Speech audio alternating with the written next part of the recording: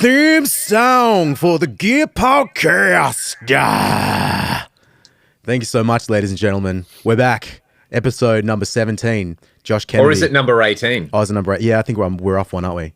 It could be either, Troy, but I'm very, very pleased to be here. And we are very pleased to be here with our second guest of all time. No, our third guest of all time. Number 3. But the very first guest we have ever had from Hollywood. Ladies and gentlemen, Mr. Charles Scott of Bad Robot. Thank you for joining us. I'm pleased to be part of the unholy trinity of guests. And an unholy trinity it is. It's just it's mostly been amps and speakers, so you got to bring something else to the table completely, if that's okay. I will do my best. Do you want to maybe just tell people sort of what you do and who you are and et cetera, et cetera? Yeah, I'm like a music nerd. I've worn a bunch of different hats sort of here within Bad Robot over the years, but generally sort of divide my time between doing like music supervision, which is, finding music and licensing music for shows and or films and stuff. And then doing some composing, sometimes, producing songs that we'll use. And I also do some, I played in bands and produced records and stuff out, in my sort of previous life before getting into the TV and film world. And I still try to do, that whenever possible. And and just try to spend as much time making noises with guitars as possible. There's not as much opportunity for that as I'd like generally, and especially in scoring and stuff like that. But if there's any chance to use a guitar to make some noise instead of using a sampler, that's sort of like my MO.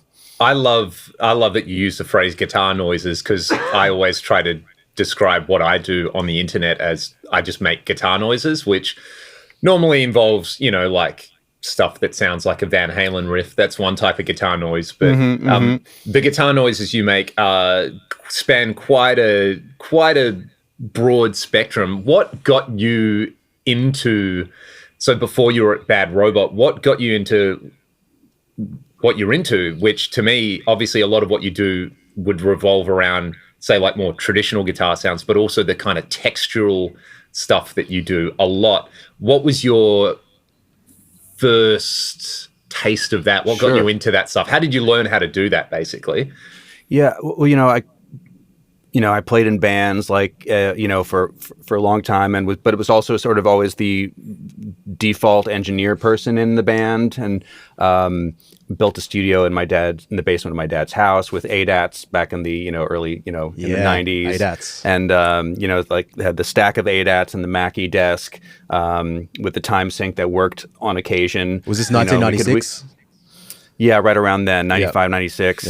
Yeah. And and then we then moved into New York, and we had a couple spaces where we had, and this is sort of pre Pro Tools, Digio 1 era. So, there was no cheap Pro Tools yet. So we were recording on 2-inch tape still, and Digital Performer. And, I've just always been obsessed with audio, gadgets and stuff. And then, and effects were sort of, obviously a big part of that. And I did some time playing, on the road, like as a sideman for different bands, playing guitar and stuff.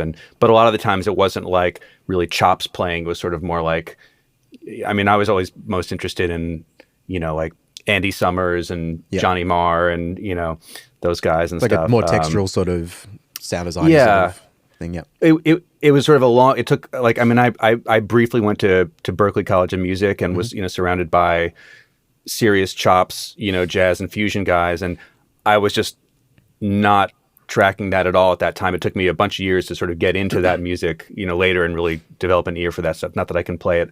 Well, you have a Floyd Rose on your lap right now, so you've seen the light. Yeah. It took me a while to really come. My first guitar ever was like an Ibanez, an RG 570. Yep, I got one of those. In the like sort of salmon metallic flake, basically the official guitar of this podcast. Yeah. Then. Okay, yeah.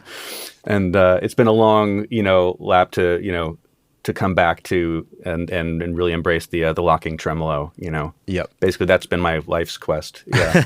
And this is the circle of life. Yeah. And I know I got into working on amps and stuff too, and the last few years, especially that sort of got me through COVID. Basically, was making my first few tube amps to just sort of like, Awesome. I don't know, find a more dangerous way to interact with electronics and possibly, lethal voltages. I was going to say, because that was one thing that immediately stood out to me watching the video you did with Josh was, here's a Dumble style amp that I made and I was like, hang on, like this is what's the backstory with that one? I want to leap straight into that as well. The deep end of the nerd pool. Actually, strangely enough, Josh was really the guy that kind of kicked this all off for me. I met him a few years before that video, and he came and visited Bad Robot, and we were just talking about all sorts of stuff. And I literally, as he was leaving, I was like embarrassingly, I was sort of like, I've got this pedal that I broke. I plugged in, an 18-volt power supply into it by mistake, and now it just whines. Like, is that something like that's fixable? He's like, you can do that. You just need to get this chip. It sockets in. Just take the thing apart, plug it in here. Send me a picture. I'll show you what to do. And I followed his instructions, and I fixed my little.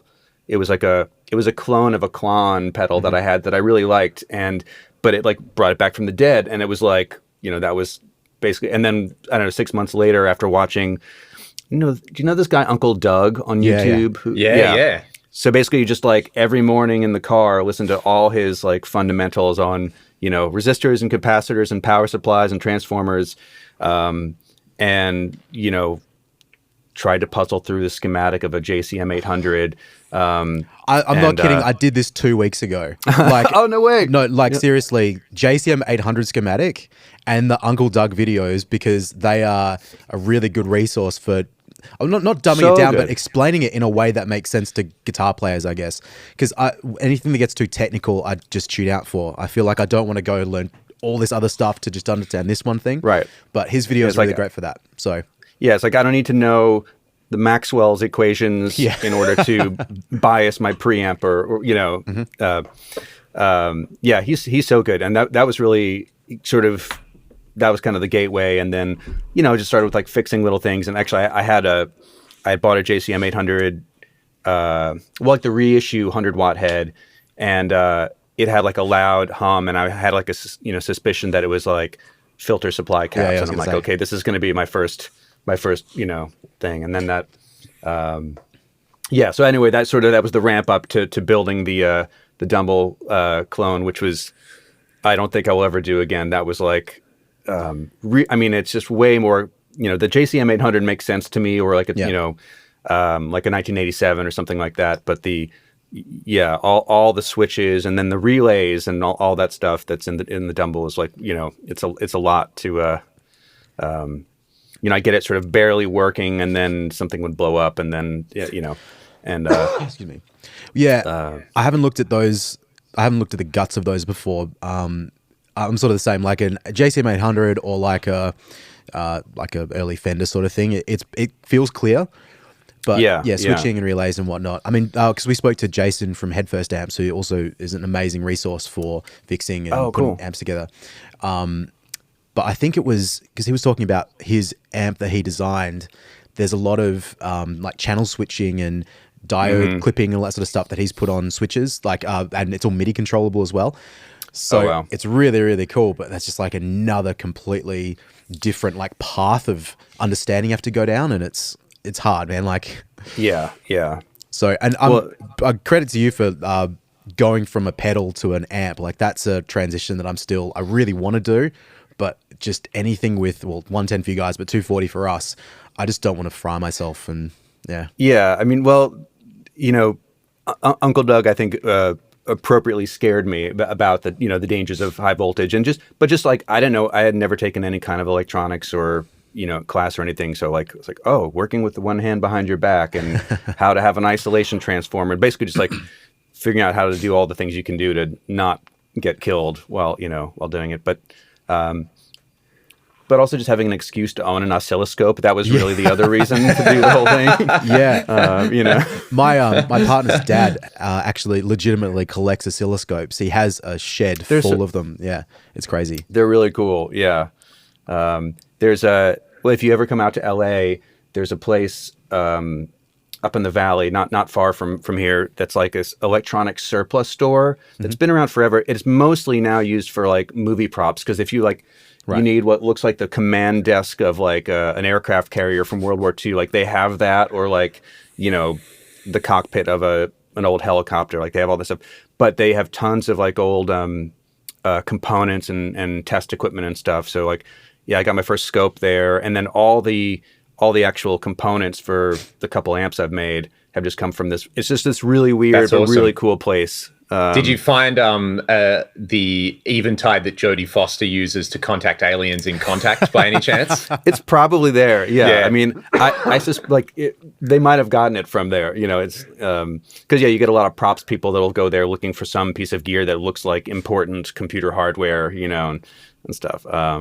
But I found tons of NOS tubes there. I mean, like Amperex and Telefunken and all the good stuff. You sort of spend an afternoon just digging through crates of probably toxic dust and stuff. Yeah. But then you find a box of beautiful 12 the dust, the amount of your life expectancy that you lose from the toxic dust, you gain back in just overall excitement when you find something worth having. Yeah, exactly. That's awesome. So that's your Dumble clone. Is that a kit that you built? Like, was it a Cherrytone kit, or was it something else? Or so I got the. It's pretty much all people and schematics and stuff that I found on the Amp Garage. I don't know if you know that. I think that website, which is like that was sort of the other big resource, because there's people publish. Schematics and gut shots of Dumble, people who have worked on Dumbles and stuff. So like, and then some of the I definitely borrowed some of the Cherrytone like layouts, because they made the clearest looking layouts for the. So it's sort of a bit of a mashup between the HRM 100, which is sort of like the Dumble hot rodded Marshall one. And someone's gonna skewer me for getting the wrong. But anyway, it's a bit of a mix of that and one of the other ones. So the overdrive sound is a little more Marshall-y than some of the other Dumbles. I actually got to play an actual Dumble once again with Josh from JHS. We went to this guitar museum in Chattanooga, Tennessee, and naturally, yep. I can't even remember the story of who owns this collection, but it was the most insane collection, and they're I guess launching it sort of as a museum, as like a destination, to come check out. But they literally just let us kind of run amok and play, everything. So I played a .NEC 335 into a Dumble, and that was like, it was what you would want it to be. It was very. That's interesting you put it like that, because what you would want it to be is, I honestly don't know what I expect. I haven't sat in front of a real one. Like, I don't think there's probably anywhere near where we are, just maybe some clones, but it's hard to know. Like, there's so much mystique around it. It's like if you plug into Eddie Van Halen's like Marshalls or whatever, it's like, what experience do you think you're going to have? But that's a nice way of putting it, at least. The thing that I noticed about it that was like, it was almost frightening, was how, and I think this is like at the power supply, but it was so sort of fast. Like, it was so responsive. Okay. Despite having way more bass than I knew what to do with. It was like, even on the bridge pickup, you had to turn the bass all the way off, at least to my ear. I think it's because like a lot of Strat players. Oh yeah. So it's like it has more bass on tap. Well, you play 335, you said, so maybe that's yeah. But it was like, but the bass was so like focused, and like it didn't get flubby or anything, and it was just like laser fat. I don't know. It was visceral and frightening. Yeah. Yeah. But, like, oh, hang on. Can I actually play guitar? I don't think I can. Yeah. That was, I mean, that's, I feel like I mentioned this on the podcast before, but there was I think it was a video Pete Thorne did at Thomann in Germany, where he was like, oh, they've got an isolation room. It's like, I'm just going to get an old Marshall. Well, it was a 1959 reissue. I'm going to turn it all up to 10. I'm just going to have a bunch of different people play it. And it was very much a case of, you could tell the people who had played who had played loud a lot, and the way they were able to adapt to this thing, this like junkyard This dog roaring, of an amp. yeah. You know, it's like you got to work all your guitar controls and stand a certain way. And then as soon as someone who maybe just hadn't had that experience before was like, what do I do with all this noise? How do I tame this thing? And there's been around this time last year, a buddy of mine, him and a friend are designing an amp, and their great tangent was they basically had one of every great high gain amp ever. So you go to this place and it's like a vault, you know, with Bogners and Diesels and everything. And we spent a couple of days there filming, and sort of towards the end, he was like, all right, you've tried everything. It's pretty good. You have to try this Wizard amp. And that was a similar thing where it was like, it just had that extra, 10% of something where you're like, cool, it doesn't really objectively sound that different to, say, the old Marshall, but man, I just want to keep playing and playing and playing because it feels like it's making me better. Yeah. Something just in the response that you get. Yeah. Big time. So yeah, that's a pretty special experience. So what's the bread and butter in your setup? Aside from that, you've got like, do you have a couple of guitars that are your go-tos or a guitar? Yeah. I was going to I don't know if I can swing the camera around here and maybe show a couple things. This Friedman, which it looks sort of white on camera. It's actually sort of like a kind of a shell pink over sunburst. They're such cool looking guitars, man. Yeah. There's one in Perth, I believe, one of those guitars. But it's a special one for sure. Now we're talking. I see the main box with the blue buttons on it. That's our favorite. Oh yeah, the official. Go on. Yeah, no, I mean this is really the heart of the thing. So right now I've got my sort of little pedal board down here, speaking this, by the way, this is a stolen tuner from Steve Lukather. And, hopefully he won't be watching this, but if he does, he can't have it back. We'll send it to him. That's how he gets that sound. Like, yeah, that's where the tone comes from. Yep. So we got this little pedal board with the GT1000, which honestly I'm mostly using right now as a tuner, but and to switch on and off like two effects loops. So I have like sort of the drives in one loop, and then this JHS vibrato in the other loop, which I run in parallel, so it sounds more like a chorus. Nice. And is that the Andy Timmons JHS, that red box on there? So is that the AT drive or? So it's an Angry Charlie, but they did I don't know if you can see, they made it a little Bad Robot Angry Charles. Oh, that's cool. Hey, there you go. So it's my one of my very favorite, most treasured things. That's really cool. And then this the Jackson Audio, the Asabi pedal. Don't know those ones. It's really cool. Basically it's kind of like a Rat and then a drive, but with like a 3-band EQ and presence control. Oh, nice. It's it has a bunch of different like modes, and you can set different levels of gain. I don't know. It's a pretty fun little guy. And then the TC booster. Oh, right on. That's the one all the metal guys like now, isn't it? Yeah, I didn't realize until recently that there's like a whole cult of like metal guys with that, and this one, and then the TC integrated preamp is like the integrated preamp is the Meshuggah one. Okay. There's a particular setting on it that is the Fort and Grind as well. I've got a TC integrated preamp clone that's awesome. It's really, really like for that kind of LA studio sound. It's pretty good for that as well. So, and now we're onto the good stuff. This is you've got Synergy in there as well. I didn't notice very that important. You've got all the right colors in the rack. You know. Yep.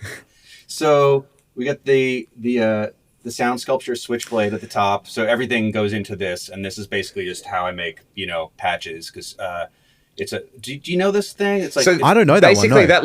that lets you plug anything into anything else, right? It's like a matrix switcher. Right. It's a 16 in, 16 outs, and you can, and then you can also do feedback loops and stuff within it. So you can do some wild stuff. The Triaxis and then the MP1 are what I probably use the most on here. That's awesome. Got the Synergy with like fantastic HB module and SLO. Yep. And then basically out of the pedal board, it comes into this API preamp. That's sort of like the DI in Okay, cool. to this whole thing. And then we got the H9000. We're gonna have to talk about that in a second because that's awesome. And my SPX 90, which right now I have to repair the power supply on this. The caps on it, they finally just died. It just won't start up. I had an SPX 92 that the same thing happened. Like I took it open and they all exploded and leaked. It was a bit rough. So yeah, it's like the stuff oozes out of them and then it shorts out. But now is this going to be a Yamaha D5000? This is the SPX 990. 990. Okay, I saw the big green screen and thought it might be the D5000 because I know that's a very popular one. I love what's underneath it as well. Oh yeah. Well, first the Korg A3, and you've got the card with the all essential. Oh wow! I've actually never seen one of the cards. It's that was a hard thing to find. That was like years of eBay hunting late at night, being like, "That's amazing! I will find the card." And then SDE 1000. Beautiful. And then GCX switcher there's a few pedals in the rack down here. Like there's a Mutron 3 Maestro phase shifter. And then in the back, is that one of the new ones or one of the OGs? These are both OGs, yeah. And then there's a 76 Dynacomp back there somewhere. Oh man. So that's like the shelf of funk, right? Yeah. It's like the Jerry Garcia meets Bootsy Collins shelf, basically. Oh man, that's amazing. And then just the Torpedo Live for IRs and stuff. Mm-hmm. Yep. Either coming out of the preamps or if you want to run the head. If you're running out of the head, it can load it down as well. Awesome. That is a thing of great beauty, Charles. I 100% sign off on that rack. That's all the bases covered. Can I ask a couple of questions really quick? Please. Oh, firstly, because you just swung past, are they ATCs? Oh, yeah. So we're... you have to pardon my camera work here. So we got the ATCs. Awesome. Which we've had for a couple of years now. They are... they're amazing, but like they're sort of amazing in how kind of like almost understated they are. Like they're really big and they can get really loud, but they have like zero hype kind of. Right. And I don't know, like I spent a lot of time just like playing around with the position in the room to where like when you do the car test, it's like, does that sort of sound like where, and so now they're sort of fixed and they can never be, I can't touch them, Yeah, I get you. I like aesthetically, in my mind's eye, when I think of a Hollywood studio, that's what I expect monitors to look like. There's something so like the aesthetic of them carries a particular weight to it. You know what I mean? Where it's like, as you said, it's well, and like the Dumble thing. It's like it's everything you could want from it. Well, and there's, and we, do a fair amount of playing back stuff in here to picture where, you want to hear the sound design at that level where it's really, it's moving some air and stuff. And I had a pair of Barefoots on loan for a while before, but I just found that I could, for whatever reason, and like I know tons of people that mix on them, I couldn't get a mix out of them. Just I must have an inverse, curve to my hearing or something. But I'm yet to hear those too. There's a couple of people around that have them, like locally, but I haven't been in those studios to check them. And so ATCs are the same. Like I haven't been able to experience it. I've just got some Focal twins, which I like. I've had those for a few years, and they're cool. Oh yeah. But man, I go through these phases where I got to fix something else. Like 2 months ago, I definitely need new studio monitors, and then the month after that, I definitely need to fix all the room acoustics. So I'm just, taking measurements every 3 seconds, and it's just everything's a new battle. But it never ends. No, but I'm glad you've settled on the ATC. As I said, I'd love to hear them one day. Hopefully, I'll find someone locally that's got a pair, and or someone will just bring him in. Because I don't know how much you know about the state we're in, like in terms of the physical state of Western Australia. It's not that big. There's how many million people have we got in the state? Like 3, 4, Western 5 million? My favorite statistic about Western Australia is it is 5 times the size of Texas, and we have about 2 million people. Yep. Wow. Okay. Most of which live in one city. Yeah. If you drive from where we are, and geographically as well, you probably know this, but it's if you imagine the map of the United States and where you are in LA, we're basically the same in Perth. Like right. In terms of the map of Australia. But if you drive literally 24 hours east, you still won't hit a capital city. That's how far away we are from everything. So you can That's drive. pretty cool though. Yeah, it's cool, but there's like some awesome stuff around. You know, we get some really cool gear and people bring stuff in, but there just isn't this abundance of like the really, really cool shit that you see on like Gearspace or wherever like that you continually read about. So that's what I geek out. You know, we're spoiled for choice, certainly with gear out here, and especially even like used gear. I mean, there's so much stuff around, and there's like there's still a few good places to go for secondhand stuff here. Excuse me. A lot of places didn't survive the pandemic. Like, well, in the Mesa Boogie store in Hollywood closed. Is that right? Which was, really? Heartbreaking. Yeah, because that was actually like the last cool guitar shop like in Hollywood, where it's like they carried really cool stuff, but everyone was really nice and not like salesman-y and stuff. I remember going there you and I went there. Hey, Troy. Yeah, the we first went time we went to the States. I remember because then you and I went, and then Ryan came out a couple of days later, and I went back with him. But the first time I ever heard of Big Sky was in there. Oh yeah. This guy was playing through it, and I was like, whoa, that sounds really, really cool. Like, what is Strymon? I've never heard of this pedal before. And just this guy was like, yeah, oh, man, it sounds amazing. But I just couldn't justify that much for a reverb pedal. And now, the Big Sky is kind of almost like it's too obvious in the reverb pedal market. Like 10 or so years later, it's like there's just been this explosion of really, really awesome stuff. So it's kind of interesting to me to see that you're still using the rack, in a kind of setup like that, when I guess you could have. I imagine it's because you like the sound, but do you find there's a specific difference in the workflow between pedals and racks? Well, it's funny because actually was watching your videos was what got me interested in the Axe effects initially. There you go. And I had a 2, and then now I have a 3, which used to live in the studio here, but now really ever since the pandemic has been at home, because that was just sort of like I can play through a tiny little pair of monitors anytime, or headphones, and just always it's what you've got shrunk into a box, essentially. Yeah.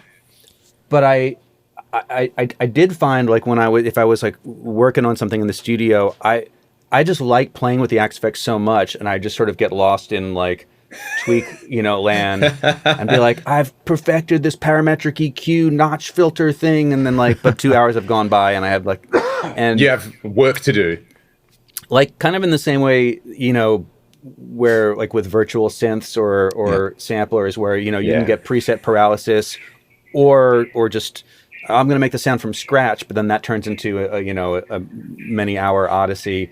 And something about like having a hardware synthesizer around that has just fewer choices, which I know it's ironic to say that the rack full of stuff has fewer choices, but in a way it's sort of like there's a few things it does well that I can get to easily, and I want a clean sort of chorusy sound. I'm going to do all right, the ADA, and then I'm going to put on the the dual detune on the H9000, and there I go, and turn on the compressor pedal. Yeah.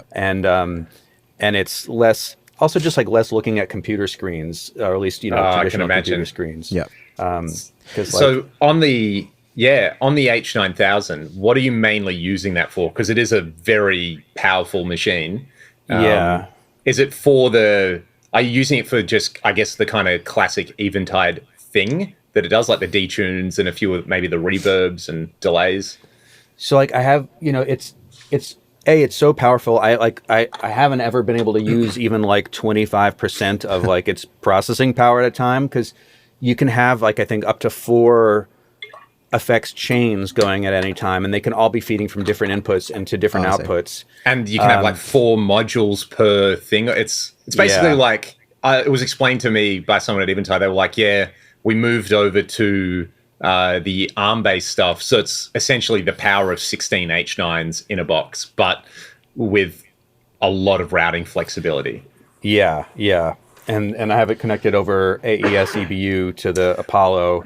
So it's like... That's amazing. It's a really... so it's always locked with that. But yeah, I'm like the startup preset I have has like, it's like the micro pitch, and then the Tricera chorus, and then there's sort of a branch off of that, like in parallel, like a stereo reverb and a stereo delay that I can just mute or unmute, easily. So that's just sort of like kind of when I turn it on, that's what loads up. And beautiful. And their editing software for it is really nice. It basically just mimics what's on the screen of the actual thing, but just bigger. Nice. So it's like it's a nice to drive kind of remote control. Yeah, I was going to say if that just has its own app on the computer, you just open them up and there you go. Yeah, and it'll connect over Wi-Fi or Ethernet or any. I mean, they literally have every. Do you want to connect over USB or like this can be your Wi-Fi hotspot? But it's really. I mean, if you play with like the 8000 was not a lot of fun to program or to. I'd heard that it was very powerful, but you needed to really basically have a sound designer just to get sounds for it. Yeah, can I ask about that actually? Sorry, you actually answer first, and then I'll toss another question. No, I was just going to say, and then you had to save your things onto PCMCIA cards that had to be formatted in just the Eventide format. It was like very, it wasn't the most fun. Yeah. Specific, yeah.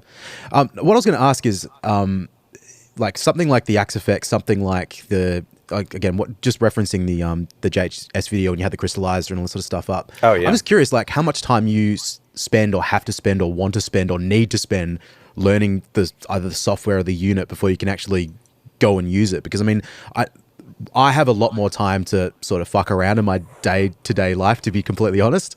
But I like how busy you are. Like that's like something like the H9000, something like the Axe-Fx. It's like a learning curve.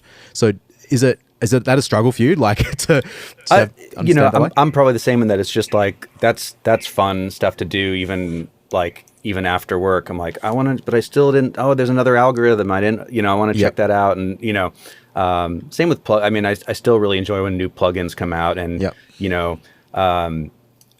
especially if it's something that seems like it does something that hasn't been done, because there's so much familiar territory. With reverb and delay plugins and stuff. But like something like Crystallizer, I remember the first time I heard it, I was like, oh, like I can't do that any other way, or at least easily. Yep.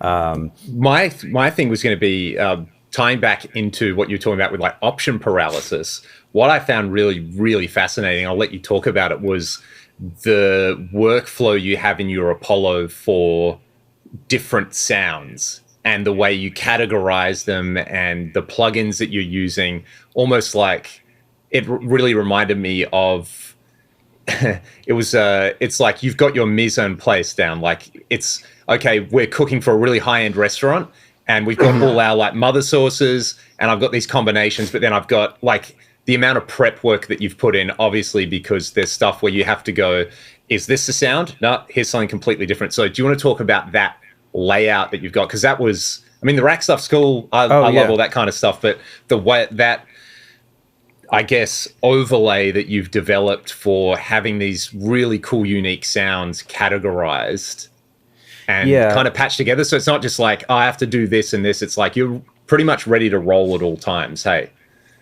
Like, cause I know a lot of, say, people that are full-time composers, and, they spend a lot of time on building templates for whether it's in Logic or Pro Tools, with all their virtual instruments, and, have it organized in such a way that so that they can get up in the morning and they can be writing a cue 15 minutes later with all the sounds that they're like, I don't know if you watch any of Tom Hulkenberg's stuff. Yep. It's incredible the way he has it all mapped out. And partially because I've never spent that much time just in composing land. It was sort of like I maybe do a bit of that, and then I'm working on a band thing, and then I'm working on helping on some sound design or doing dialogue recording or whatever.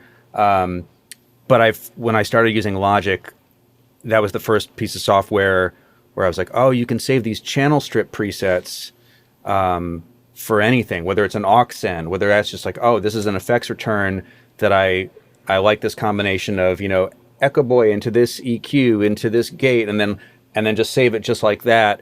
And then on another song 5 days later, it sort of seems obvious now, but having that both with, instrument channels, as well as mic inputs, as well as on effects returns and master buses, and not having to have this one sort of inflexible template that loads up, but just being able to, grab the sort of the bits and pieces. Like if I'm working on a guitar thing, I save that cool reverb telly sound from the other day. I'll just load that up and it's right there, instead of starting totally from scratch. And so I started to do that just anytime I wind up with a sound that I like in a mix, it's just, okay, just save that as a preset, and it's usually broken down into instruments, types of instruments or types of effects sends or mastering buses and things like that. Yep. Because especially if you're working with other people or if you're trying to write something with other people, and I always feel guilty if I start spending too much time just tweaking knobs and like music isn't happening. Yeah. Just how to keep some momentum. So that's, yeah. No, I've had that. I had that on the weekend with my session where it was, I wanted a specific like percussion part or whatever on this track, but there's 5 people standing behind you, and I know that I can pull up my library and find these sounds, but it's just that stress of like, shit, man, you've been doing this now for 45 seconds. No one said a word. They're all standing there or watching you. It's hard. Like that's a hard hard moment to break through. And sorry. Yeah, I think no, it's like the, having had a couple years during, say, the pandemic where I really didn't get to work on music in person with anyone, and then sort of getting back into that, at least my sort of goal for myself is to sort of get better at figuring out what's good enough right now, and just sort of trying to turn off or at least turn down that sort of perfectionist or OCD, voice. Yep.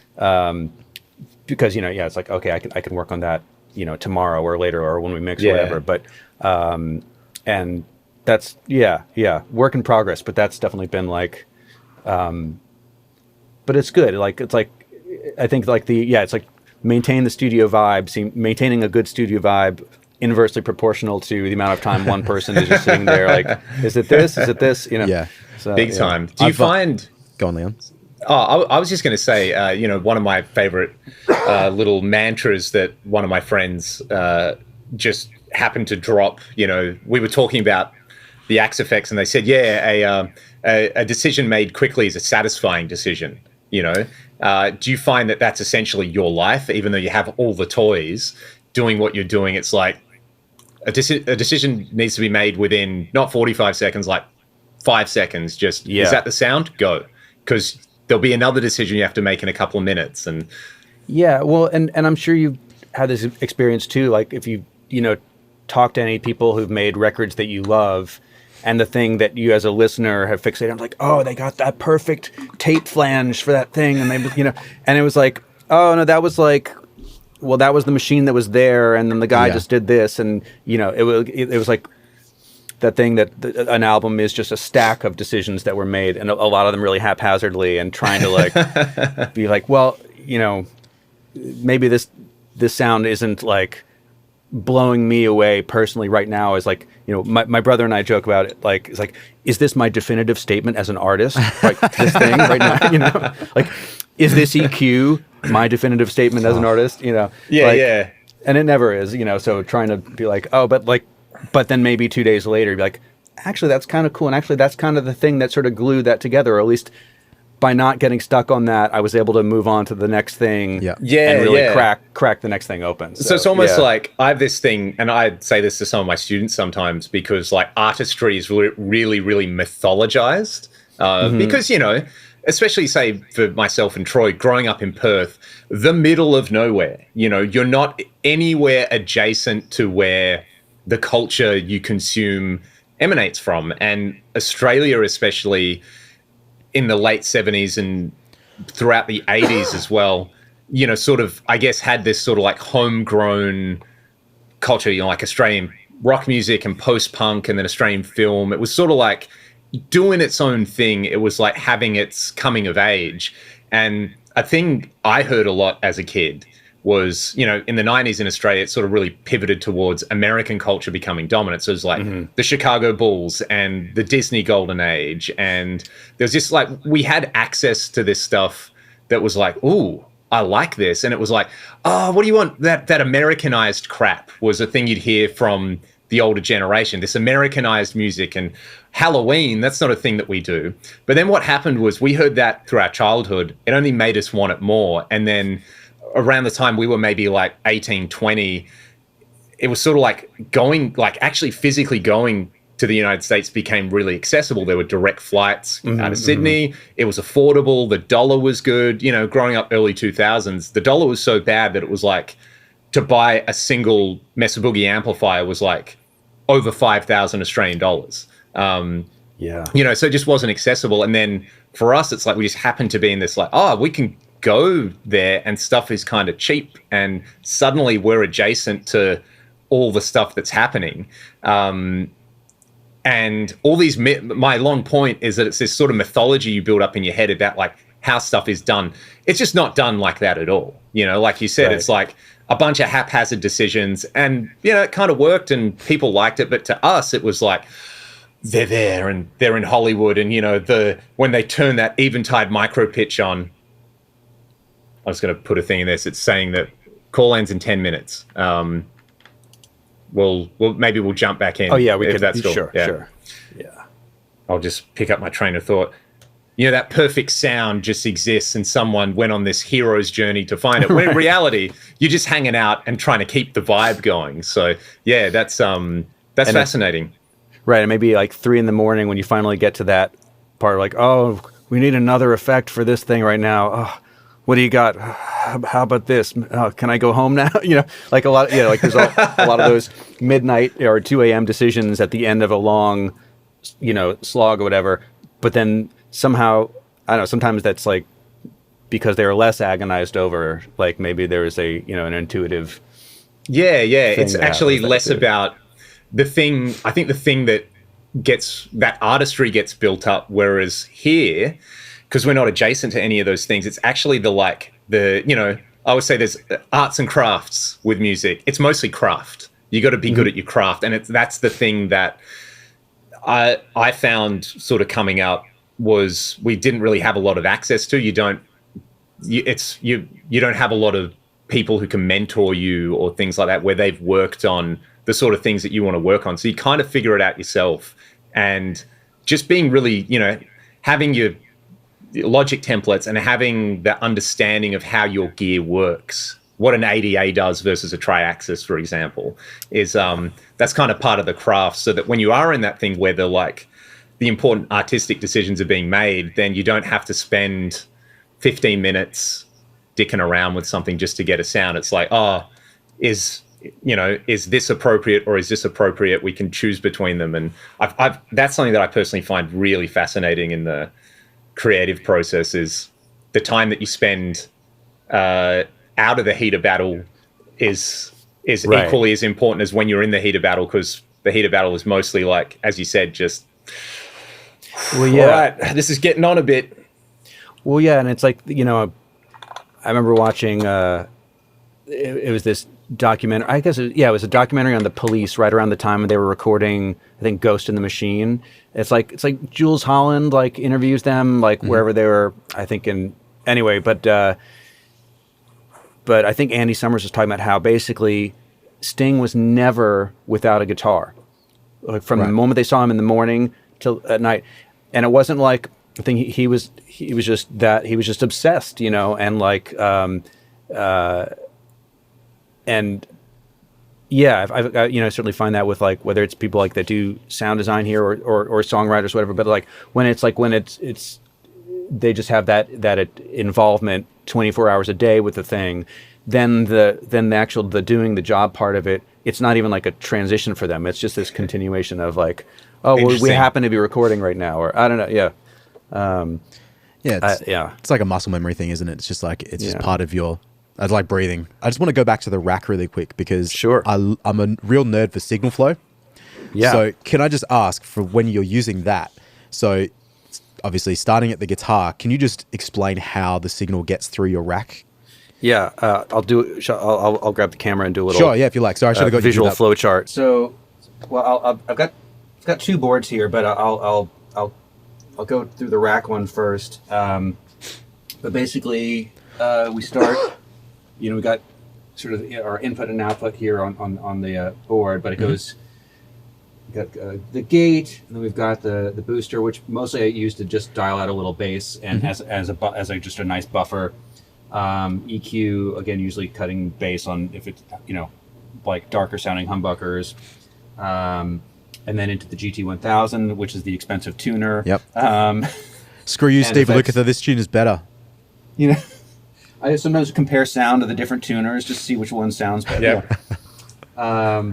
Yeah, and then we got the TS10 in the loop, and then these guys, and then anyway, so it goes out of the board up to this API preamp, which then goes straight into the Switchblade, which is the Matrix Awesome. switcher. So that's coming out at what is it, line level into that? Yeah. Okay. Yeah, and Interesting. this isn't really set up as like a live rig where everything sort of instantaneously switches and I have levels matched between patches. It's sort of more like, can I quickly dial something in? So sometimes I will have to, depending on if I've got a really hot signal coming out of a drive pedal, I may back off the gain a little bit on the preamp. Let's just sort of use it as a trim control. Yep. But yeah, then from the switcher, it can really go anywhere. Like the preset I have right now is this, and I'll play it in a second, but it's basically going from the preamp, from the API into the ADA, into the MP1, which is pretty clean, and then that's feeding into the Torpedo Live, and I was gonna say one of my favorite presets on there has the LTTV cabs. I'm not worthy. That's awesome. They get a lot of use, yeah, and then that goes to the H9000. Very nice. That's this preset, and right now it's just got like the Tricera chorus and the detune Hall reverb and the filtered ping pong delay. Yep. And then it goes out AES EBU from that into the Apollo. Yeah. So like once the signal gets to the matrix switcher, I don't have to unplug anything, so I could just as long as the synergy's turned on, I can just internally route it to that. Yeah. So you could also you could do crazy parallel routings, like send it to the synergy and the tri-axis, one left and one right, and then all kinds of crazy stuff like that. Yeah. How do you drive the switcher? Is that through software? Or is that on the unit itself? So I do have a foot switch. Okay. The Voodoo Lab like ground control, but it's actually really easy to program just with a little keypad on the front, because it's basically you just sort of select an input and then a destination, and then you say how much do you want to route to this. So you can say API awesome. preamp to tri-axis 100%, and then it's really easy to build pretty complex patches. That's cool. They That have you like can do a percentage. That's really cool. For if you're doing parallel stuff and whatnot. Yeah, and you can you can insert another, like if you had an EQ that you liked, you could insert that into the feedback loop from a delay and blend it. Like some pretty crazy stuff. Yeah. I first saw it on Chris Squire from Yes had it in his bass rig, and I was like, "What is that thing?" And then is that made for guitar or is that made for studio? It's made for guitar. Like they make mostly guitar devices, but it just seems like you could. I feel like I'm only sort of scratching the surface of what you could really do with it, and because you can drive it with, you can do stuff with SMPTE as well. Oh, right. And MIDI timecode. So it's a pretty it's a pretty dense device, but it's not easy to get up and just running, and it's it makes wiring the rack a lot easier too, because it just sort of everything just goes, inputs and outputs to this one box, and then I'll just that is nice. That is very, very nice. That's really cool. Yeah, I said I'm just a nerd for signal flow and a nerd for racks. I won't do the tour, but yeah, I've got a stack of heads over in the corner. I think I've got about 7 heads I've got about 9 heads here at the moment. Can you pivot the camera? Can we see? Oh yeah, I can. Or, If you want to check it out. Yeah. So can you see that? Oh yeah. And then keep going because there's Troy, you've changed it a bit. So there's some yucky tissues there. Where's Dr. Z? Where's the mighty ADA rack? Some of the things aren't mine. The Dr. Z, unfortunately, is not mine. But ADA MP1 in the rack because you have to have one. Yeah. I have This is the way. also not mine, but I'm borrowing a Cornford at the moment, which is at the very bottom of that rack. And that thing is fucking awesome. What is that? The Cornford, it's they're like Victory now, I think. But okay. It was I might put this camera down if that's okay, because I don't have a lot of length on it and I might drop it. But yeah, I can talk through all that stuff. But it was like the brand, like mid 2000s, kind of like boutique high gain. Guys like Richie Kotzen had signature models. Guthrie Govan as well had a signature model through them. But it's sort of Marshall-y, but it's I used it on the weekend. It just has this, like for lead. It's an amp that I didn't really like it for doing chugga rock and roll stuff, but for leads and single lines, it just sounds so nice. I can't really describe it. But I've got lots of other options in that rack as well. So, and how are all those heads sort of patched in some way, or like how does it? Well, there we go. Actually, I can just tilt it like that. What's the brand? Is it KHE that make you switch it, Troy? I've got so it's in the rack there below the Korg tuner, which is right there. Okay. So it's a KHE amp switcher. So it's 8 heads in and 4 cabinets out, and that's very cool. It's really hip. And then I also have a pedal. I've got a pedal switcher lower in the rack, as well as a pedal board tray for stuff that goes in front of that system. I mean, I've talked about this before, so I don't want to bore too many people. Okay, exactly. But I will talk about it as much. I'll tell you because I think you're also a geek for this. But I have it set up so that I've got a Little Labs Red Eye, whatever. Sorry, everybody with the camera. That just runs before everything, so I get my clean split straight out of the guitar, and because it's got the reamp button on it as well, it's just there you go. Nice.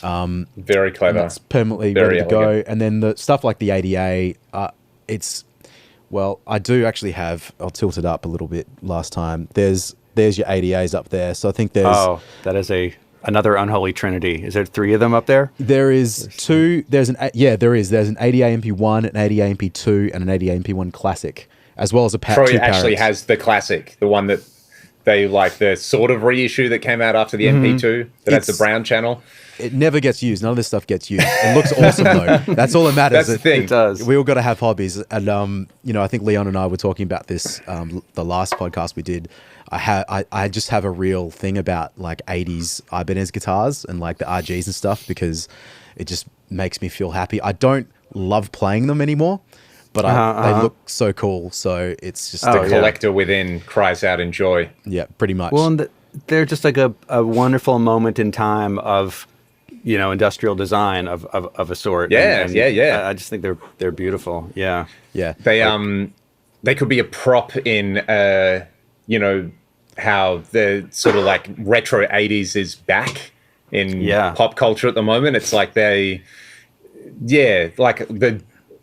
is my RG? Oh, it's over there. It's as you said, the color selection, the lines on them, they're a moment in time perfectly crystallized, aren't they? Yep. But then, like your Friedman guitar there's some Super Strats now that I don't know if they're cool or not, but I love them. And I find playing them, it's like I've come back around to, like, I went through a little phase where it was all about Telecasters, and I'm a Telecaster guy now. Or I finally got my 335 back this morning. How is it? It's awesome. I love playing that guitar. Love it. But in my heart of hearts, unfortunately, I'm a guy that plays Super Strats. So I just need to get over that. No, I love it. I have a teal Tom Anderson, like it's like a matte teal, and it looks straight out of 1985, because we need more fun colors in our life. So yeah. On that, with your Friedman, and because you're in the studio, can you maybe provide us with a few tasty little morsels? This is what's currently on the the rack, which is kind of, it's doing that thing.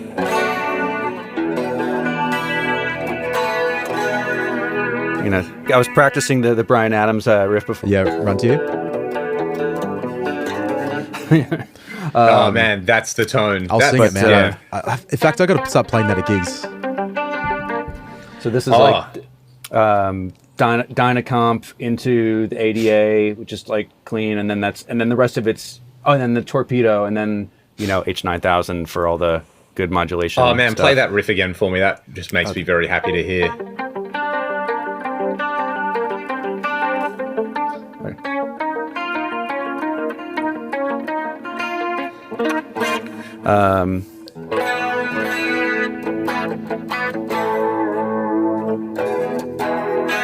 Yeah, Nice. So that's, I haven't listened to that song in ages. I'll do. I'll switch it up and just get like a totally different thing out Yeah, of. Out of Please, this yeah. setup. Oh, that is.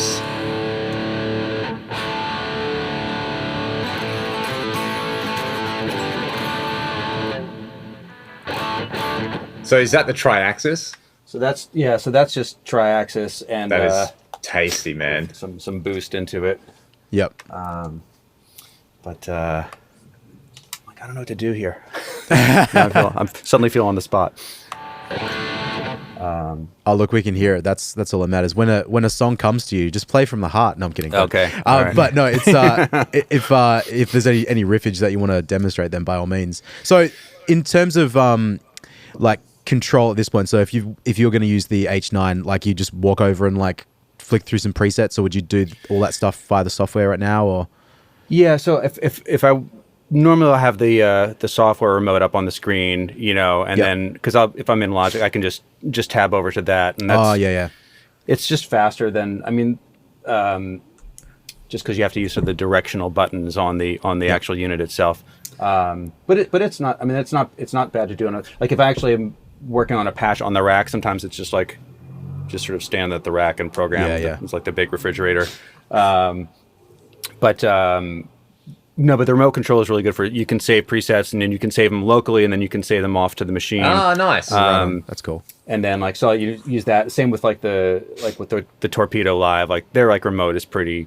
It's pretty good. Yep. But I'm always looking for excuses to get up from the computer keyboard. So I think that's like half of the appeal of the rack, anyways. Like I'm not just like music is not a spreadsheet, for like 5 minutes. Like it's not just looking at a grid on the. Yeah. Are you way of putting it? Well, I mean, it's the same for the stuff behind you, right? Like, are you often actually getting up with the studio gear, or is that set up for permanent stuff, or? Well, I'm always tracking through, preamps and compressors, and trying to get as much sort of tone going into the front end as possible. Yep. Just like sort of commit to sounds as much as I can. And then like I will print mixes a lot of time through the Curve Bender EQ, because that thing sounds gorgeous. And there's a pair of distressors down there too, which I'll bust drums out to those a lot because. Well, yes, I'm with you on the pair of. Oh yeah. Maybe it's a little hard to say there. My rack's a little small at the moment, but I had a whole rack of outboard reverbs and delays that I just never, unfortunately, could work out how to get them in the signal chain effectively. So I just ditched them. Most for mixing, not for playing guitar. But that's really cool. You're on Logic predominantly, you said. Yeah. I've been, I do a fair amount of stuff in Pro Tools when it's sort of more in the post production side of things. But as far as actually any kind of writing or recording like music, like Logic's my thing. I work. I've spent some time in Ableton, like working with people where it's more geared towards electronic music, but I can't comp vocals in Ableton. I don't know. That seems to be still an area where it hasn't really. Yeah. Doing really quick, like just swipe comping multiple takes in Logic is so fast, and and as well as like doing the flex time and all that stuff. I'm just so used to it in Logic. No, I get you. I mean, like I'm the same. I'm a Pro Tools guy. I've just been on that for like close to 20 years now, and I'm very quick on that. And it's that thing of like it's all muscle memory, and the point of which brain and computer operate is pretty much on the same wavelength. Logic, I really like operating that for like music creation stuff, but I haven't had to mess with the editing side of it too much. So if it's quick or not, I'm not sort of too certain. Yeah. But definitely, yeah, Ableton, the times I've used it to sit and like write something, even though it is obviously very electronic, it's loop based and repetitive and stuff, it's still really cool and quick. Oh yeah, I feel like it's only, you know, at least for me, it would be there's like just a few key features that I've sort of tried to do in Ableton that I can't do as, you know, you can do everything in any, you know, DAW, but I think, yeah, especially like the way the automation works in Logic works the way that I sort of think about it, I guess, you know, and the way comping works and stuff. Although I've discovered a couple bugs in the latest update of Logic that sort of wrecked my automation workflow. So I know. Yeah. I don't know if you've ever experienced this where you've written some automation onto a track and you want to just scale it up. You know, you just want to sort of trim that automation up or down. Yep. Well, I discovered the other day that now if I trim up or down, as soon as one of the automation points hits either the top or the bottom, it stops. So you can't. I see what you mean. It doesn't like just squish the top. Push it. Yeah, you can't do that anymore, and that's either a new bug or a new feature depending on who you ask at Apple. Yeah. Are you in? Well, I mean, being Logic, maybe not so much, but are you in amongst all the Stream Decks and that sort of stuff with your workflow and SoundFlow and all that stuff? No, I don't even really know what that is. Okay, well, that's maybe a discussion for other times. It's just well, I mean, in a nutshell, SoundFlow is it's just like a macro system. A lot of shortcuts and stuff. It's mostly designed for Pro Tools, but you can use it with Cubase and Logic and everything really. But there's some stuff that, well, I mean, the Stream Deck is itself. I've got two of them here, but I should be able to lift one up. It's just like all these buttons will change depending on what you press. So if I want, you know, I'm now showing my lighting stuff with the Philips Hue. And yeah, any of those buttons can be whatever you want, and then you can make them control Pro Tools to do whatever you want. So I've got a bunch of stuff that with the press of one button, all of my drum tracks, for example, will color code to pink, send to a drum bus. That's cool. Do all the routing. It's just like pretty. Yeah, when you were showing me that, I was like, this is stuff that, you know, 20 years ago you might have imagined and been like, oh, imagine if it was that easy.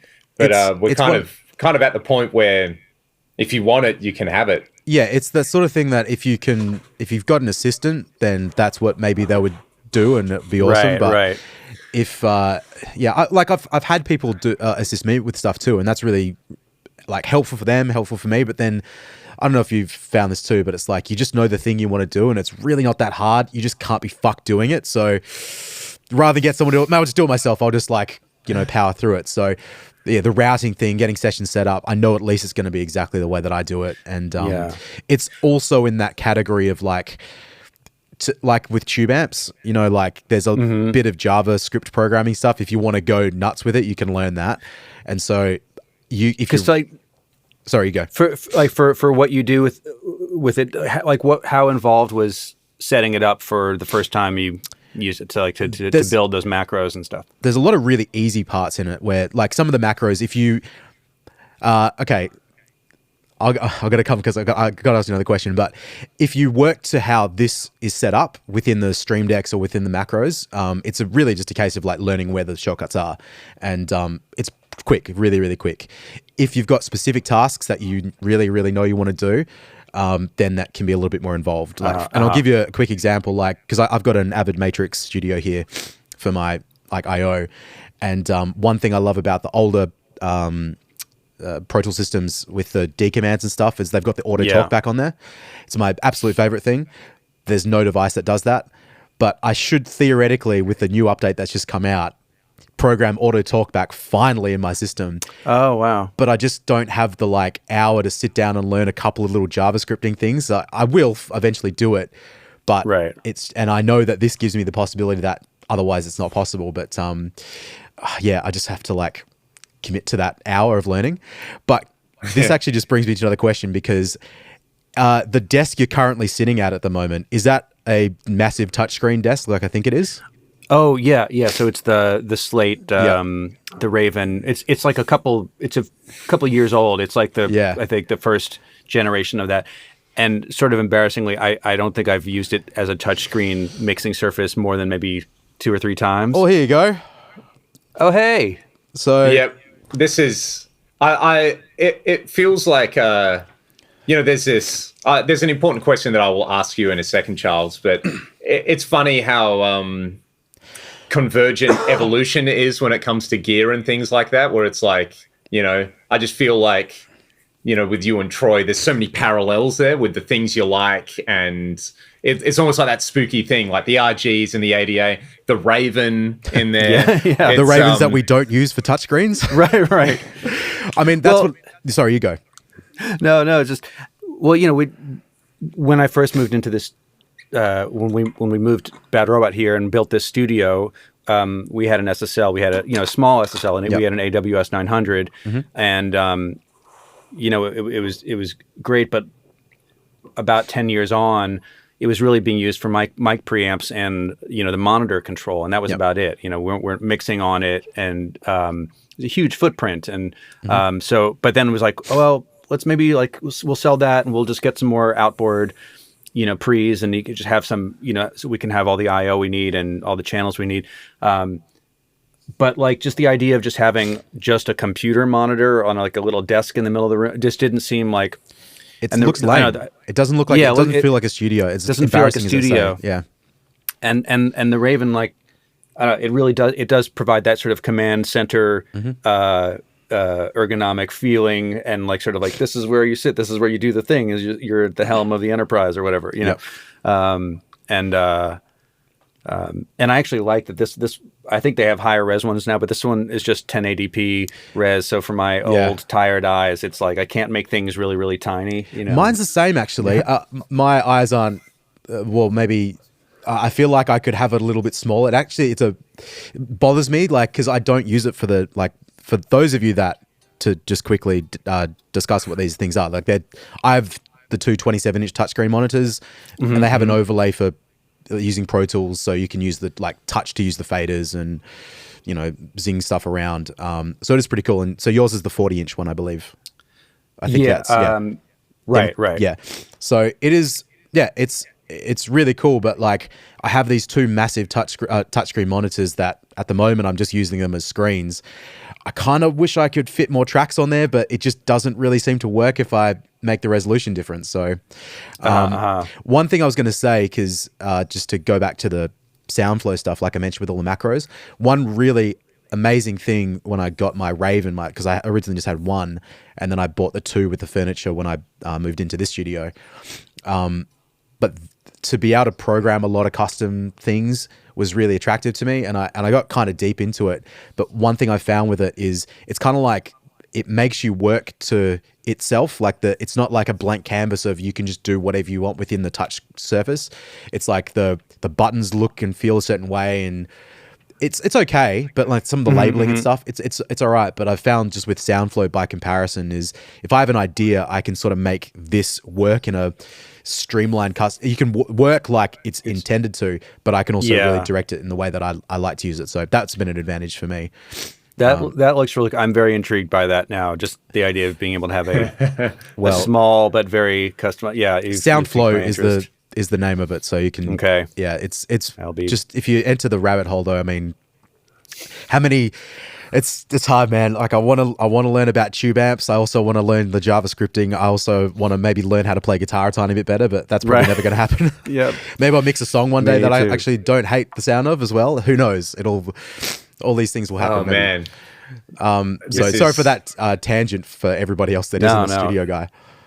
So, well, I'm trying to learn about op amps right now. That's my next sort of frontier. So really, because as much as I've enjoyed making a few tube amps, it's like I'm going to do, maybe I'll build another one of those someday, but that's like a, multi-month project and just sort of gotten into breadboarding some effects and sort of like, that's like a thing you can do at home and less electrocution risk. And So. I was going to say that I love a segue into anything. What are you super excited about at the moment?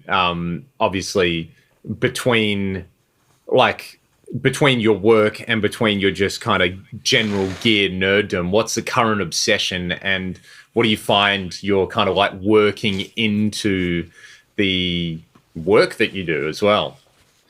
Yeah, this is a good question. Well, I've honestly been like playing more just like heavy rhythm guitar than I have in about 20 years, just because of just some music I've been working on with my partner, and just getting to play like heavy chugga stuff, and like just having a reason to really dial in those kinds of tones, and then just sort of going down the rabbit hole of like, all right, well, what pedals, what boost is going to work best with with this Marshall, and or that, like that's been, because I think I'd been really on like more into like modulation effects and stuff like that for a long time, and now I'm sort of like, I'm like ultimate gain with the ultimate tight low end, but not too like just like and that's sort of been feeding. What have you found then? Like, what's tickling the fancy? Is there a specific pedal or?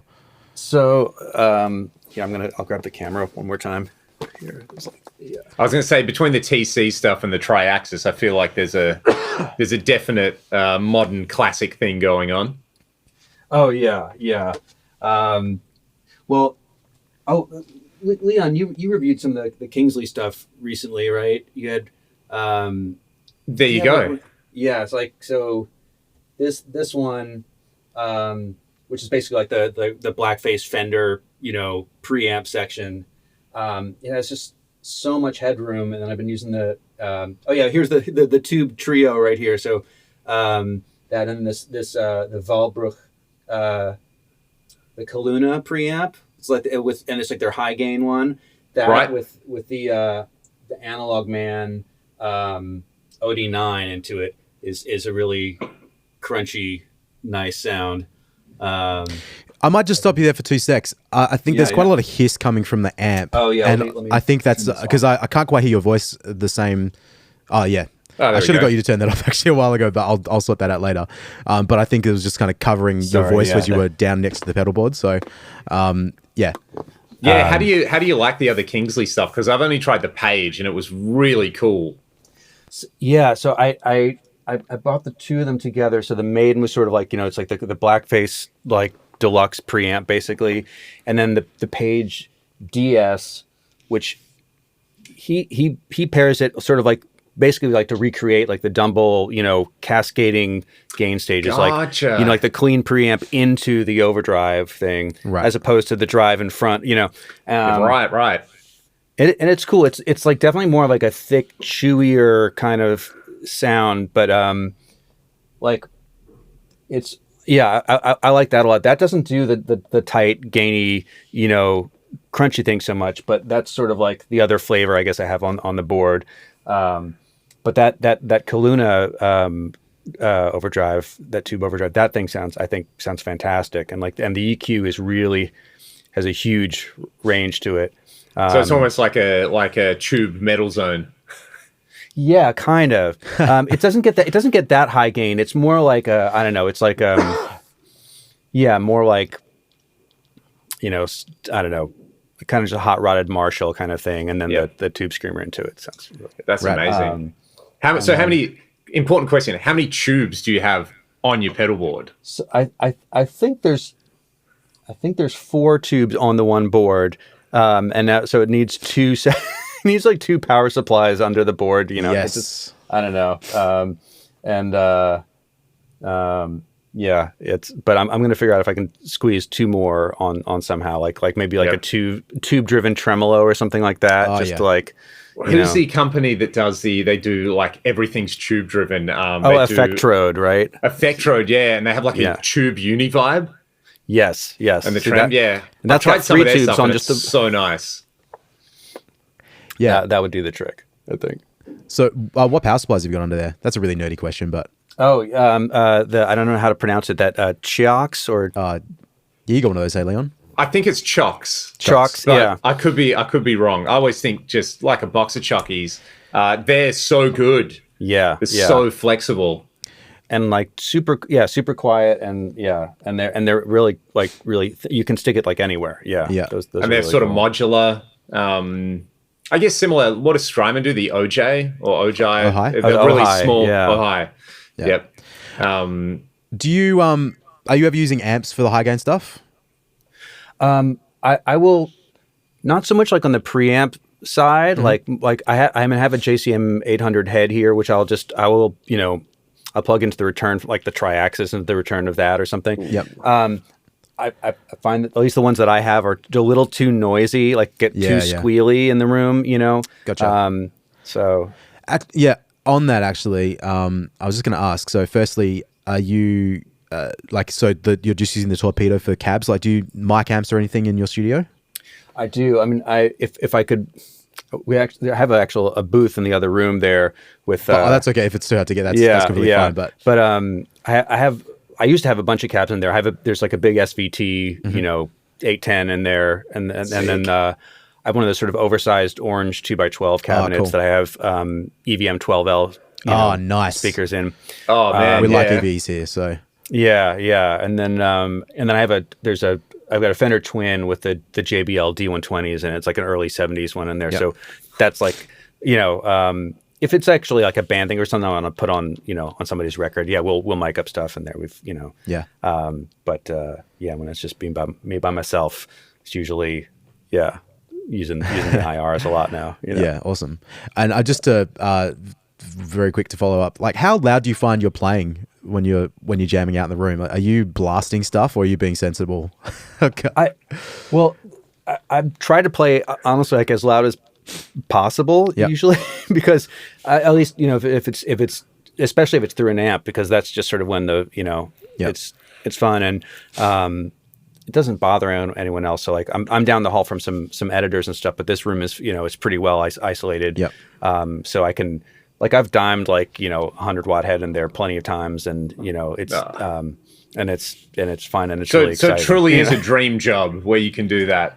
Oh no, having lived in apartment based recording studios where we tried to build an ISA booth or speaker box, it's very lovely to be able to. So how many people are on the team at the moment? The entire Bad Robot team. Gosh, I think we're 50-something people, across television and film, and podcasting now, and then all of the facilities here and stuff. So it's like a big little company, kind of. Yeah. Do you find it still has it's still 50 people isn't small, I know, but it's like that sounds like there's still reasonable that you could at least know everybody in the company on a first name basis and have a family vibe. Yeah, very, very much. And there's a lot of people that've been, around for a long time, and we all have lunch together and stuff. And it's a good place. And I hope you guys will get out to LA sometime, before too long, and pay us a visit. And oh man, absolutely love to. I'll be there right now. No, I'm kidding. But last time I came over was 2019 for NAMM, which is my first time checking NAMM out, and that was fun. But we've got some friends that sort of, still live out that way, and be great to come by one time, check it out. So I have family in the States, so I'm obligated to come regularly anyway. Yeah. So next time we do it, we will definitely have to come through, because that sounds like too much fun to pass on. Oh yeah. While we have a couple of minutes, was there anything else you wanted to mention, or any fun anecdotes or cool things? I'm trying to think if there was.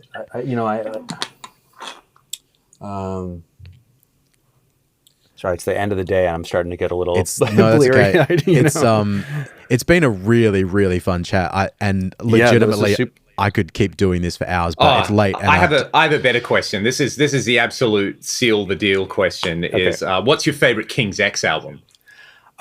This is where I've only sort of recently been kind of turned on to King's X, so I don't have an answer yet for that question. That's okay. Hey, look, you've made the start. Like every journey starts with a single step. So yeah, that's the best news I've heard all day.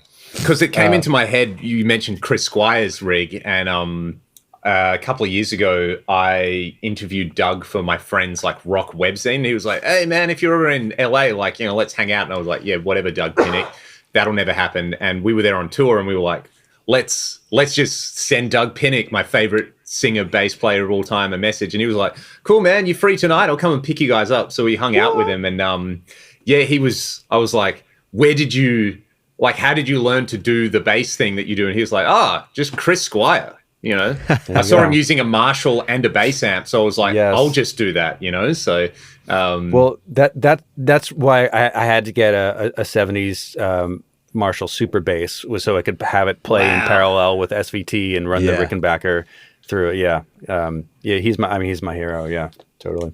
Well, him and Steve Howe, like, really, like, that's sort of the okay, well, my other question is, like, what's your favorite Yes album then? Impossible. Well, I'll probably have to say Tales from Topographic Oceans. So you're a true, but true prog nerd. I appreciate this. And basically anything 72 to 76, though. So it's like, you know, it's like close to the, Fragile, Close to the Edge, Topographic, Relayer, and Going for the One. That sort of period is like, yeah. It's because I haven't listened to it for a little while now, but Relayer is like, that was one of the first albums where I was like, hang on, I think I like the sound of clean guitar with reverb and time bass effect. Like, it was one of those, you know, there's a lot of volume swell stuff, and very it's like that emergent, you can see that, because, you know, they were like a state of the art band. Like, everybody, I got onto them because a lot of the bands that I liked from the 80s, it was like, you know, you hear Steve Lukather talk, he's like, we went to see Yes, and they were just everyone in the band was the best at their instrument. So we were like, well, that's the standard. So and you can hear like that, you know, the textural stuff they did and the musicianship, and you can see how it would have been so influential for so many people. Well, and Relayer is such a weird sounding record. I mean, I absolutely love it, but it's just like the actual production. It's such a because it was done on a mobile rig before mobile rigs were really a thing. Like Eddie offered, like, cut up a console into 3, you know, road cases, and they did it at Chris Squire's house in the basement. They tracked all the drums. I love all the Echoplex guitar, like the telly through the Echoplex, the Group Master. Yeah, such a sick sound. Oh man, I feel like that'll be, you know, with the way pedals are at the moment. Like, I remember, you know, where everything was a tape. It was a digital delay trying to replicate tape, and then they did every version of the Echoplex and the Space Echo, and then I think it was like we hit peak tape delay when Strymon did the Volante, and they were like, it's an Echo Rec. This is what everyone's been asking for. Yeah. I remember being like, what's that? And someone was like, Pink Floyd. It's like, okay. And now we've got digital recreations of earlier digital delays, like the Dig. I love the Dig too. The Boss SDE, and actually I just filmed a video with those two, like, side by side. Have you tried the Eventide Rose? No, I haven't played through that one. Because I didn't get it. Like, I got it and liked it as a standard delay, and there's all these like reverse and half speed functions, and it's one of these things where I was reading about the Lexicon PCM42 and like sound designy stuff people were doing with it, and the Primetime as well. And I was kind of reading about why people liked it, and I was like, it was one of those things where I was like, I've got the Rose, like, I should try that, and it immediately made sense. There was this whole like genre of like, you know, just time stretching and weird, you know, pre doing it on a computer kind of stuff, which a whole bunch of sounds suddenly made sense. So yeah, for that kind of thing, it's really, I mean, the Sound Toys like Primetime plugin can do all that kind of stuff anyway, so you probably don't need it, but it's a really fun having that hands-on, like pressing buttons, and it just keeps going and filtering and modulating, and you can get really strange textures out of it. Are you guys Pat Metheny fans at all? I'm not really personally. Okay. Yeah. It's in the guilty pleasure thing for me. I go through phases where I'm like, this is the worst thing I've ever heard in my life, and other times where I'm like, no, this is great. No, I've been in that phase for the last 35 years of my life. Okay. But no, I'm kidding. Eventually, you'll just his early tone, like his live tone, like on there's a live record called Travels from like '82, but he was playing through the two acoustic 410 amplifiers. The brand acoustic, yep. Yeah, and he had two PCM 41 or 42s, but like, just with like, it's like one was like 12 milliseconds, one is like 24 milliseconds with a little modulation on them, and it's this 3D tone that's, I don't know, it's still there's a great piece of slang in Australia when anything's like really good in the way it makes you go like, oh, this is just huge sounding. It's bunter. So that to me that would be a bunter kind of tone.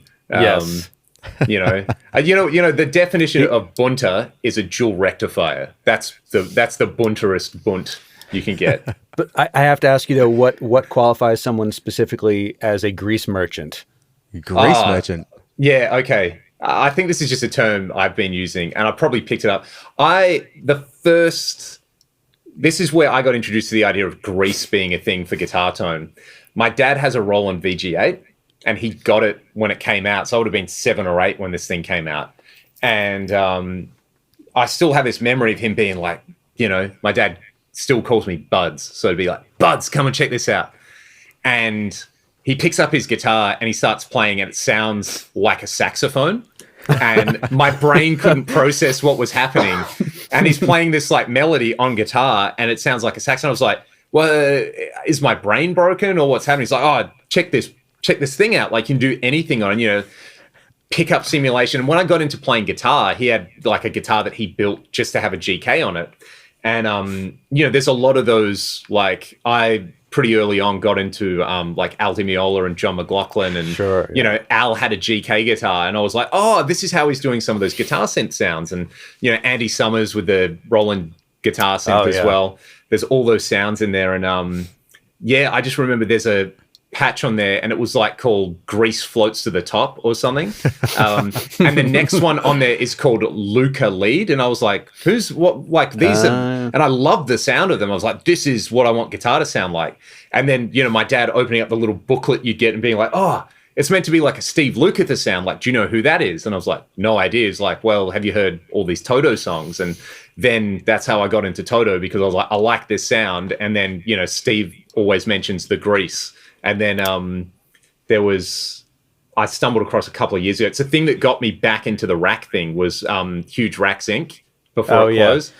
And there was someone who did a build on there. They were like, I am building the rig. I'm putting, there's going to be a PCM 70, there's going to be an H3000. And it was this really detailed thing on how to build the rig. And sort of me not knowing how much actually went into like, you got to make sure your audio is not crossing with your power and isolating stuff and grounding, and just how much work went into, like designing a rig like that. And the fact that it wasn't just, you just put everything in I think nowadays it's so easy to build a great sounding pedal board where you just go, well, I'm going to buy all this off the shelf stuff and I'll get the Chocs or Strymon power and everything's supply. DC, low voltage, so there's no low voltage. It's clean, it works, you don't get weird noises. But like with rack stuff, everything's got a weird transformer in there. Like my Eventide, the actual running it at 240, there's a structural thing where the actual unit resonates with the transformer. So you turn it on and there's no audio hum. It's actually really quiet and really clean. But the unit just, like in the rack, it's at the specific resonant frequency. The transformer itself gets that kind of oscillation. And it's if you the top and the sides, what they're made out of, their resonant frequency is the same as the transformer. And you actually, if you want to stop it, you have to like put your hand on it, which you obviously aren't going to do in the rack. So just having it on, there's this loud, which is probably not the best thing. Yeah, that's how you know it's on, right? That's funny. Anyway, that's where Grease Merchants come from. I think you've officially earned your Grease Merchants card. With, is there an Eventide? Is there an ADA? Is there an SPX 90? Then you appreciate the wonder that is Grease. So, and the next step is King's X and Ty Tabor's weird, glorious rigs. So I'm going to go down to King's X. That just means we have to do a follow-up episode once you've listened to enough King's X. Start with the start, and then you'll be fine. So, I'm going to go down a King's X rabbit hole, and I'm going to send you, since we talked about the VG8, I'm going to send you a track featuring the VG8 from a guitarist we were previously discussing. Fantastic. Awesome. I cannot wait to hear this. Well, Charles, thank you so much for coming on and letting us take up so much of your time. Where can people find you on the World Wide Web? And is there anything else you want to shout out? I am virtually invisible on the World Wide Web, but hopefully will be visible on some I don't know, forthcoming Bad Robot things. And yeah, I'll be hiding in my cave. Waiting out the apocalypse in the cave. Yeah, exactly. Awesome. Excellent. Well, mate, enjoy the rest of your day. Yeah, absolutely. Yeah, thank you. We really appreciate it. And I've certainly learnt things, and it's why I enjoy this format so much. It started off as an excuse for me and Troy to just hang out once a week, but having people of your caliber on here enhancing the experience hopefully makes it so much more enjoyable for everybody else as well. I'm a huge fan of what you guys do, and just real pleasure. Thank you so much. I appreciate Thank it, you, man. Awesome. We appreciate it. Cool bananas. Well, then we'll say goodbye to everybody. Peace out. Bye.